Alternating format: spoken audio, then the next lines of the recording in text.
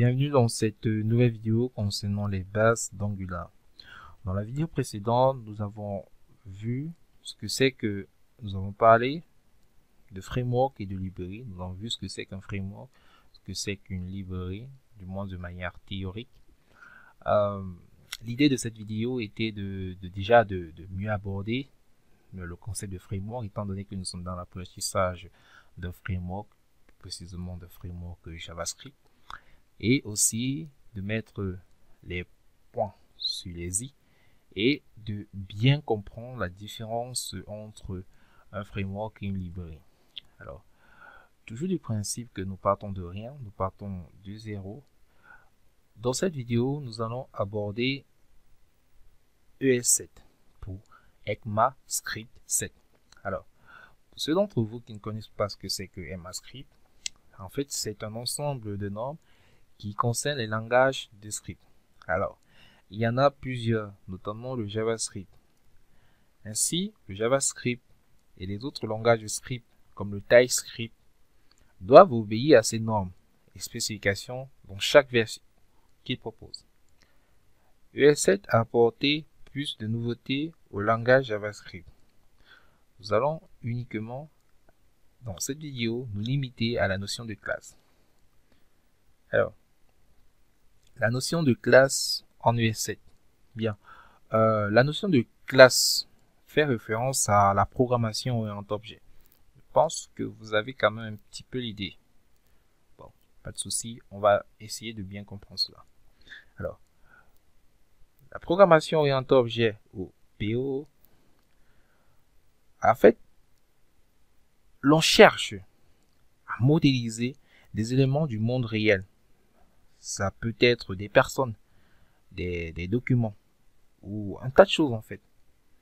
Alors, ceci sous forme d'objets qui représentent l'entité, contenant des informations sur l'élément. Alors, une classe est un plan de construction. Par exemple, soit la classe personne. Une personne est caractérisée par son nom, son âge et son sexe. On va se limiter à ces trois propriétés. Alors, ça c'est la classe. Bon, ça c'est la définition d'une classe. Ça c'est la classe. Ok. C'est un modèle qui définit les propriétés que notre objet devra avoir, que notre objet doit avoir. À partir de notre classe, nous pouvons créer des objets.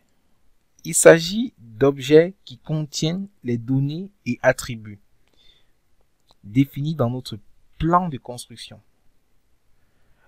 À partir de notre classe personne, nous pouvons modéliser des personnes réelles.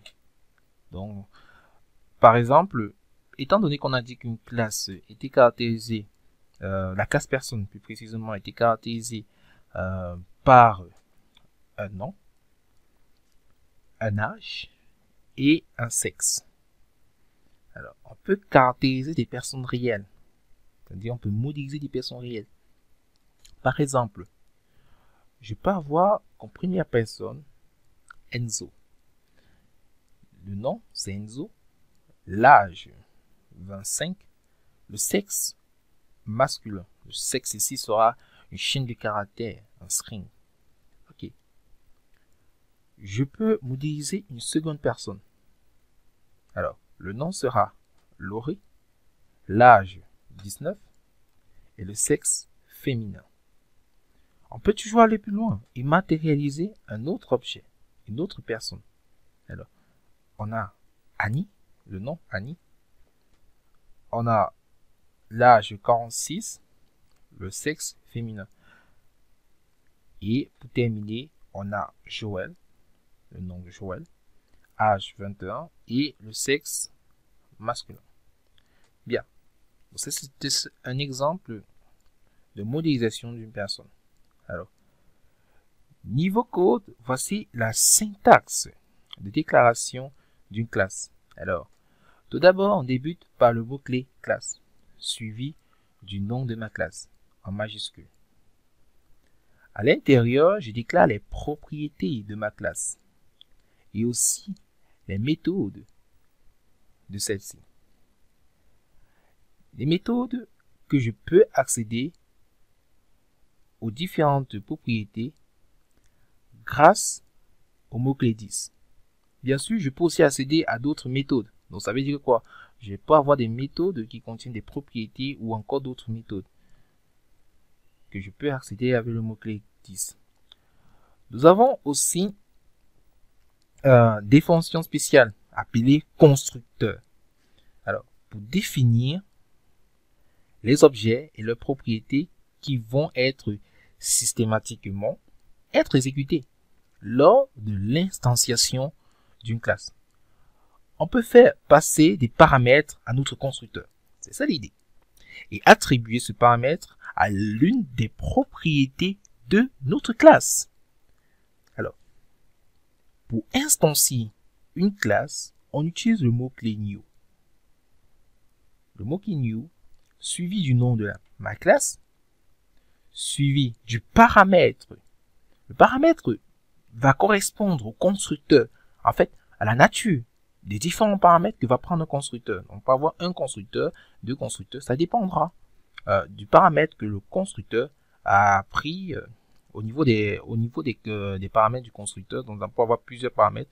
Maintenant, le paramètre qu'on va donner va correspondre à un constructeur bien précis. Alors, pour instancier une classe, on utilise le mot-clé new, suivi du nom de la classe, suivi du paramètre correspondant à celui de notre constructeur. Et comme j'ai dit tantôt, à partir de notre classe, on peut créer des objets. C'est l'instanciation d'objets. Du coup, on peut affecter cela à un autre objet. Bon, ceci en mettant une petite constante. Donc, tout ceci, vous l'avez sous vos yeux de manière visuelle. Rassurez-vous, ce n'est pas très compliqué, rassurez-vous. Pour ceux qui ont fait un petit peu de la programmation orientée objet du Java, C++, je pense que vous serez vraiment à l'aise avec cela, ou encore PHP. Donc, les amis, c'était tout pour cette vidéo.